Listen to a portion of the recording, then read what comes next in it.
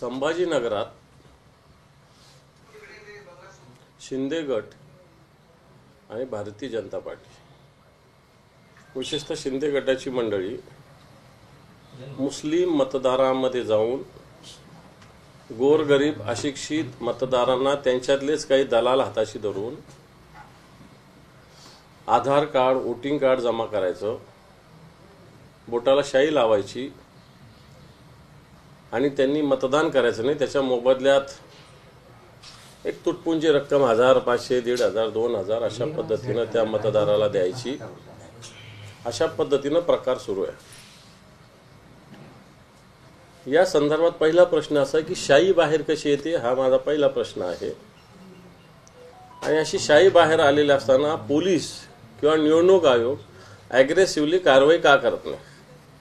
कार्यकर्त्यांना पोलीस स्टेशनला जाऊन भांडावं लागतं, सांगावं लागतं, आरोपीचे नाव सांगावं लागतं आणि मग अशा पद्धतीनं त्या आरोपीवर काहीतरी तोडून मोडून अशा पद्धतीनं कारवाई या ठिकाणी केली जाते. मला असं वाटतं पोलीस यंत्रणा अशा पद्धतीनं मदत करते की काय, अशा प्रकारची स्थिती आहे. या संदर्भात एक आठवड्याभरापूर्वी मी निवडणूक आयोगालाही पत्र लिहिलेलं आहे. त्याचं उत्तर मला काल परवा आलं. उत्तर आलं म्हणण्यापेक्षा माझ्याकडून त्यांनी म्हणणं मागितलं आणि मागितलं असं की ज्या तारखेच्या आत करायचं त्या तारीखची वेळ संपायच्या अर्धा तास आधी माझ्याकडे पत्र आलं.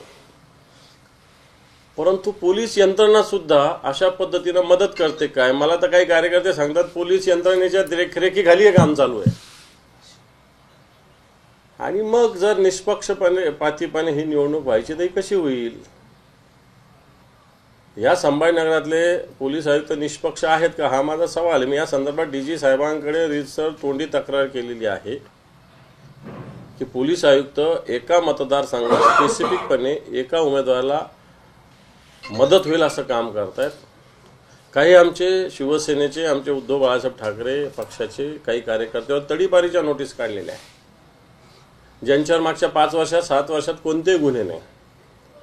शिंदे गटाचे असे काही कार्यकर्ते ज्याच्यावर 10 केसेस आहे, आत्ताचे आहे, मागच्या करंट, त्याही अशा तशा नाही आहे, गुंडागर्दीच्या आहे, जागा हडप करण्याच्या आहे, अशा केसेस आहे. त्याला कोणी तडीपारी नाही करत. आणि आमच्या पक्षाचं काम करणाऱ्या प्रमुख पदाधिकाऱ्याला तडीपार करतं. हे मी माननीय पोलीस आयुक्तांच्या नजरेत सुद्धा आणून दिलेलं आहे. स्पेसिफिक या संभाजीनगर पश्चिम मतदारसंघात हे चालू आहे. मला असं वाटतं निवडणूक आयोग महाराष्ट्राचं आणि देशाचं याची निश्चित दखल घेईल. अन्यथा कायद्याचा भंगच करायचा असेल तर मग समोरच्याने कायद्याचा भंग केला तर मला असं वाटतं त्याला कोणी थांबवू शकणार नाही. परंतु ही निवडणूक सुरळीत व्हावी, लोकशाही मार्गाने व्हावी अशी आमची पूर्णपणे इच्छा आहे. रात्री 16 लाख रुपये काहीतरी पोलिसांनी जप्त केले आणि तुमचा दावा काहीतरी 2 कोटीचा आहे, त्याबद्दलचं काय? हो, हे पहा, 1000 आणि 2000 रुपये सगळ्यांना द्यायचे. आधार कार्ड असे 10-20 मोहल्ल्यामध्ये 1000, 2,000 आधार कार्ड जमा झाले. हे 1000 आणि 1000 आधार कार्ड किंवा मतदाराला गुणिले 2000 लावले तर किती होतात? अशी किमान 10-20 ठिकाणी झाले. आज सुद्धा काही ठिकाणी जाणार आहे. मी पोलीस आयुक्तांना थोड्या वेळाने फोन करून सांगेल या सगळ्या विषय. परंतु आमचे कार्यकर्ते मी तिथले अलर्ट ठेवलेले आता,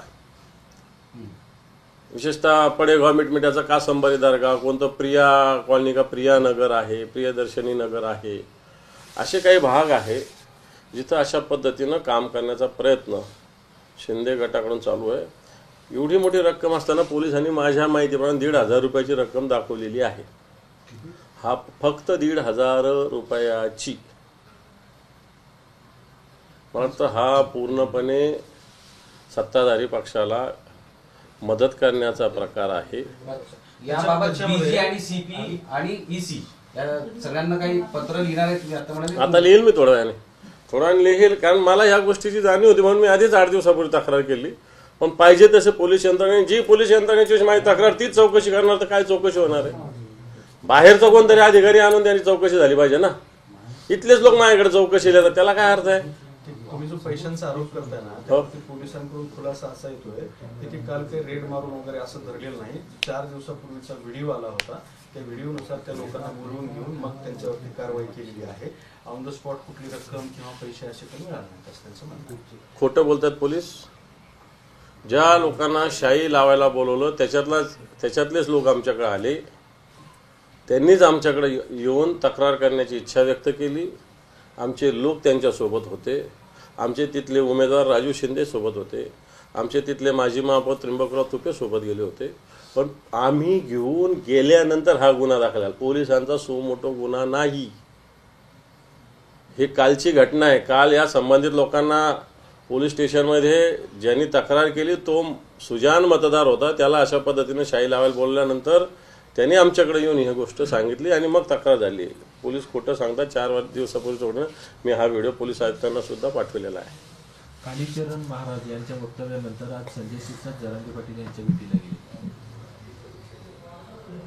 जो बूंद से गई वो हौद से नहीं आती. बेगडी प्रेम संजय शिरसाट यांनी किती दाखवलं तरी जनता चांगल्या पद्धतीनं धडा ज्या पद्धतीनं मनोज जरांगेंना उतारून पातारून यांचं फार हिंदू जनजागरण सभा चालू आहे. लोकांना उल्लू बनवण्याचं काम चालू आहे. कामं काय केली दाखवा ना. मग मनोज जरांगेंविषयी काहीतरी बोलणं, दुसऱ्या जातीविषयी बोलणं, आरक्षणाविषयी बोलणं. मला असं वाटतं एखाद्या महाराजाला पण स्वतः बोला दम असेल तर एखाद्या महाराजाला का पुढे करता. अशा भेटी घेऊन मला वाटतं मनोज जरांगे हुशार आहे. त्यांना सगळ्या गोष्टीची माहिती आहे. परंतु ते नुसते मनोज जरांगेच्या विषयी नाही बोलले, सगळ्या जाती धर्माविषयी बोलले ते कालीचरण महाराज.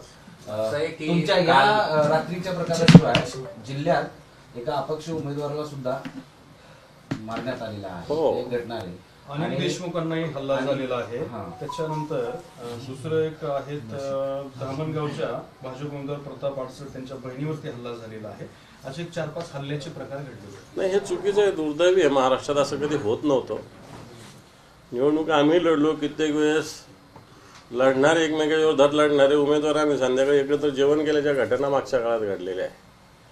पण आता अशा पद्धतीनं हल्ले होणं, तेही जीवितावर हल्ले होणं, ठीक आहे, शाब्दिक हल्ले एकमेकावर होणं विचाराचे याला काही हरकत असायचं काही कारण नाही. परंतु असे शारीरिक हल्ले होणं कोणावरही, अनिल देशमुखावर आला जे राज्याचे गृहमंत्री झाले हे तर भयानक आहे. संभाजीनगरात आमचा एक सुरेश सोनवणे जिल्हा परिषद सदस्य राहिला आहे. भारतीय जनता पार्टीचा आहे, अपक्ष आहे तो उभा. आता कोणी केलं असेल अशा लोकांवर तुम्हीच विचार करा. मी कोणावर आरोप केला तर पुन्हा आरोप केला असं होईल. परंतु अशा लोकांवर हल्ले होतात. राज्याचे गृहमंत्री राहिलेल्या माणसावर हल्ले होतो. इथं जिल्हा परिषद सदस्य राहिला जो भाजपचा होता, आता अपक्ष उभा आहे. आता भाजपचा होता ना अपक्ष उभा आहे म्हणून हल्ला झाला. चौकशी झाली पाहिजे.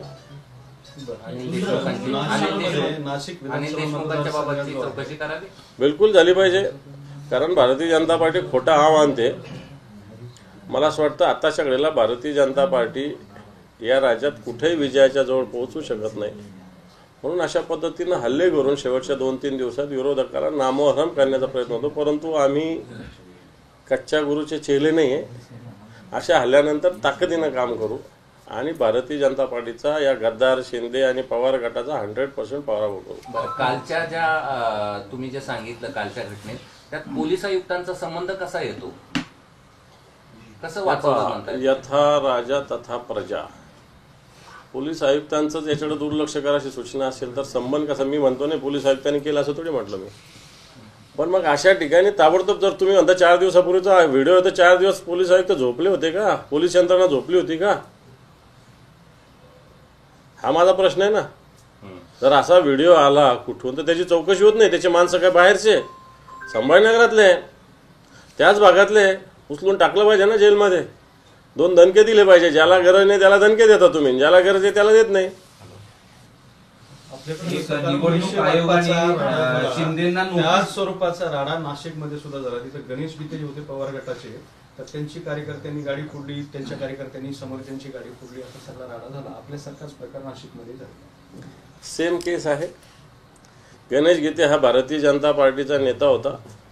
स्थायी समितीचा नाशिकचा चेअरमन होता. त्या मतदारसंघात तो इच्छुक होता. त्याला तिकीट मिळाले नाही. राहुल ढिकले जे आहे त्याच्या विरोधात शरद पवार पक्षांच्या राष्ट्रवादी काँग्रेसकडून तो लढत आहे. आणि आता लढत असताना भारतीय जनता पार्टीनंच तो गेलेला आहे. भारतीय जनता पार्टीच्या विरोधातच तो लढतोय. यंत्रणा कोणाला मदत करते मला वाटतं ही काही मी सांगण्याची गरज नाही. पिंपळवाडीच्या सभेत आणि बेडकींच्या सभेत तुम्ही आरोप केला होता की विलास मुंबईला बंकून मारहाण झाली, जोरदार मारलेले. हो, काल त्यांनी खुलासा केला की मी तोल गेला माझा पडून गेला. नेमकं खरं काय? मला असं वाटतं याचा तपास व्हावा. पोलीस यंत्रणेने याचा तपास केला पाहिजे. जे हॉस्पिटल आहे त्यांनी MLC दाखल केली का, पोलिसांनी त्याचा तपास केला का? कारण पडल्यानंतर माणसाला कुठं मार लागतो आणि मारल्यानंतर कुठं मार लागतो. आम्ही हे दोन्ही धंदे केलेले, मारलेले पण आहे मार पण खाल्लेला आहे. तेव्हा आम्हाला मार कुठं मारल्यावर कुठं लागतो आणि आपण मारल्यावर कुठं लागतो चांगलं माहिती आहे. तुमचं स्पष्ट म्हणणं काय? मारला कोणी? विरोधकांनी मारलं कोणी? मी सांगतो, एक भोसले नावाचा कार्यकर्ता आहे, नाव पण घेतो ना मी. कशावर? विरोधकांनी कशाला मारलं कशावरून? त्याचा तपास पोलिसांनी करावा. तुमची काय माहिती आहे? त्यांना मारहाण केली एवढी माहिती आहे. कशावरून काय आता ते काही कॅमेरा समोर नाही सांगत. ज्यांनी मारहाण केली त्यांनी तातडीनं एक राजीनामा पत्र पण लिहून पक्षाच्या त्या नेत्यांना पाठवलं आणि तुमच्या बरोबर सहभागी होणार असं सांगितलं. त्यांच्याच पक्षातला माणूस होता तो भोसले. हे पहा, मी आता तुम्हाला सांगितलं की भोसले नामक व्यक्तीने काही कारणामुळे मारहाण केलेली आहे. चांगल्या पद्धतीनं मारहाण केलेली आहे. पडल्यावरचा मार आणि मारलेला मार. मी शिवसैनिक आहे, या दोन्ही गोष्टी आम्ही सहन केल्या आहे. आम्ही मारलेलं पण आहे आणि मार पण खाल्लेला आहे. त्याच्यामुळे कुठं मार लागतो आम्हाला चांगलं माहिती आहे. तसंच त्याला मारलेलं आहे. पण तक्रार का दाखल होत नाही? डॉक्टरांचं काम आहे, पोलिसांचं काम आहे. ओके. सचिन सावंत यांनी एक निवडणूक आयोगाकडे तक्रार केली होती की खासगी वाहिन्यांच्या मालिकेत छुप्या पद्धतीनं प्रचार केला जातो. त्यावरून शिंदे सेनेला इलेक्शन कमिशनने नोटीस बजावले. 24 तासामध्ये उत्तर देण्याची सांगितलं. बरोबर, मी पण परवा कुठेतरी बघितलं. हे सहज TV लावला होता. TV तर पाहायला होत नाही असं. तर कुठेतरी एक सिरियल चालता लागली होती आणि त्याच्यात तो नायक नायिका असताना एक बॅनर दिसलं लय भारी काहीतरी. म्हणलं अरे इतर आत्ताचं होर्डिंग आहे सिरियलमध्ये कसं आलं. मग तो जाणीवपूर्वक असा प्रचार घुसवण्याचा प्रयत्न दिसतोय. हा अशा सिरियल बंद केल्या पाहिजे किंवा जो सिरियलचा सगळा खर्च आहे तो त्या शिंदे गटाच्या पक्षाच्या खर्चामध्ये टाकला पाहिजे. त्यात अजून एक प्रकार घडतोय, जे रील्स बनवणारे जे आहेत सोशल मीडियावर, त्यात ते रील्स बनवतात पण त्यातून महायुतीचा प्रचार होतात. त्याचा पाहायला मिळतंय. योजना सांगितल्या जातात. ठीक आहे, आता किती सांगा किती करा, जनतेचा निर्णय झालेला आहे. अशा काही जाहिराती पण लोक निर्णय घेत नसतात. राज ठाकरे पण काल उद्धव ठाकरेंचा गद्दारांमध्ये उल्लेख झाला होता ना, त्याच्यानंतर उद्धव ठाकरेंनी त्याला प्रतिसाद दिला की गुजरात नवनिर्माण सेना आहे, महाराष्ट्र नवनिर्माण सेना. बरोबर आहे, गुजरात नवनिर्माण सेना बरोबर आहे. कारण ज्या पद्धतीनं महाराष्ट्रातले उद्योग गुजरातला गेले याच्यावर कोणी बोलत नाही. मुंबईतले अनेक कार्यालय, हिरे बाजार सगळा गुजरातला गेला त्याच्यावर कोणी बोलत नाही. पण उद्धव साहेब जे स्वाभिमानाची, महाराष्ट्राच्या स्वाभिमानाची लढाई लढतात त्यांच्याविषयीच राजसाहेब आरोप करतात. ठीक आहे, आम्ही चांगलं नका म्हणू, पण अशा लेवलला बोलणं वाटतं हे काही त्यांना शोभत नाही. सगळ्या महाराष्ट्राला माहिती आहे, देशाला माहिती आहे, उद्धवजी ठाकरे साहेबांनी एक स्वाभिमानाचा लढा महाराष्ट्राचा उभा केला आहे आणि तो देश पातळीवर नेलेला आहे. एकनाथ शिंदे सातत्याने म्हणतायत की हिंदू हृदय सम्राट बाळासाहेबांना ते म्हणतात का, हे पहा. सगळेच म्हणतात हिंदू हृदय सम्राटच आहे बाळासाहेब ठाकरे. थँक्यू. श्रीनिवास पवारांच्या शेरिओ मोटरच्या बारामती शोरूम मध्ये रात्री पोलिसांनी मोठं सर्च ऑपरेशन केलंय. निवडणुकीच्या पार्श्वभूमीवर ही तपासणी करण्यात आली. अजितदादाची पण तपासणी केली पाहिजे ना, सगळे तिथून कुठं कुठं काय काय जातं. त्याचे अक्षय शिंदेचं एन्काउंटर प्रकरण होतं, त्यात CIDचा जो तपास झाला त्याच्यामध्ये त्रुटी असल्याचं मुंबई हायकोर्टाने म्हटले. त्या तपासावर ताशेरे ओढलेले आहे. हे बा, अक्षय शिंदेचा ज्या पद्धतीनं झालेला आहे त्याच्या जे दुसरे लोक होते यांना वाचवण्यासाठी झालेला आहे हे स्पष्ट होत आहे. अक्षय शिंदेचं एन्काउंटर झाल्यानंतर दुसऱ्या तिसऱ्या दिवशी ते हजर झाले, नंतर त्यांची जामीन झाली. इतक्या दिवस ते काय हजर नव्हते झाले. मला ते हे सगळं षडयंत्र रचलेलं आहे. अक्षय शिंदेचं एन्काउंटर झालेलं आहे. ज्यांनी केलं त्याला जबाब द्यावा लागेल. सरकार आमचं येणार त्यास या सगळ्या अधिकाऱ्यांना याचं उत्तर द्यावं लागेल. महाराष्ट्रातून उद्योग पळवले गेले असे राहुल गांधींनी म्हटलं होतं. त्यावर देवेंद्र फडणवीसांनी गुंतवणुकीत महाराष्ट्र नंबर 1च आहे असे उदाहरण दिले. देवेंद्र फडणवीस आकडे आणि ज्याला काय म्हणता येईल त्याला असं बोलण्यामध्ये पटायते, आकडेवारी टाकणं वगैरे, प्रत्यक्षात ते कुठंच नाही आहे. आपल्याकडे बँड मराठवाडा वॉटर ग्रीड कुठं आली, अजून 1 रुपया नाही त्याच्यामध्ये. उद्योग एवढी गुंतवणूक कुठं आली, कुठेच आलेली नाही. महाराष्ट्रातले उद्योग गुजरातला गेले हे स्पष्ट आहे, सगळ्या महाराष्ट्राला माहिती आहे. राहुल गांधींचे आरोप केले ही सत्यता आहे. आता त्याला उत्तर तुम्ही काही जरी दिलं तरी जनता हे ऐकणार नाही. धन्यवाद.